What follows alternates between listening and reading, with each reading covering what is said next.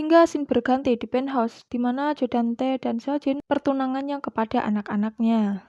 Terlihat Embyul yang mengucapkan selamat pada mereka hingga ia berkata apakah ia akan bisa tinggal di penthouse juga. Perkataan itu membuat Seokjung marah dan ia belak-belakan mengatakan ia sakit perut jika makan dengan orang yang ia benci. Kemudian ia pun pergi. Seojin yang kesal akhirnya pun mendatangi Seokjung dan memperingatkan mereka ia harus sopan lantaran ia akan menjadi anggota keluarga. Hingga perdebatan pun terjadi. Seojin memenangkan perdebatan tersebut. Di lain sisi, terlihat Embyul yang menunjukkan sikap kurang ajar kepada Jodante. Di sisi lain, Seojin mendapat teror kembali dengan gaun merah dan tulisan kutukan. Terlihat peneror tersebut mengenakan sepatu putih, dan terlihat Baerona yang sedang menemukan makanan yang bergelantung di pintu rumahnya. Ternyata itu adalah perbuatan Jenny yang diam-diam kasihan kepada Rona. Seketika ia dilabrak oleh pembantu Jodante, mengira Rona menyembunyikan ibunya, hingga ia pun mengambil sandwich pemberian Jenny dan membuangnya.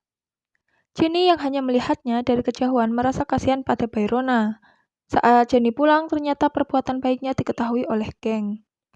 Mereka akhirnya berdebat hingga Seokjung menampar Jenny hingga terjatuh. Seokjung kesal karena Jenny berbuat baik pada anak pembunuh ibunya, hingga Jenny terang-terangan membela Rona karena ia merasa kasihan lantaran hidupnya sebatang kara.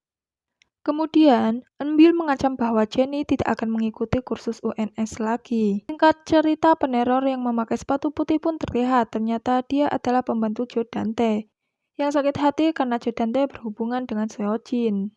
Akhirnya, ia membenci Seojin dan menerornya hingga membawa boneka santet untuk Seojin. Tetapi aksinya diketahui Seojin hingga memunculkan perdebatan.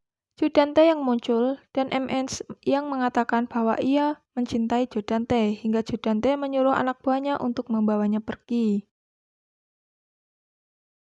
Singkat cerita, akhirnya Seojin dikagetkan dengan kejutan oleh Jodante yang berniat menyatakan cintanya.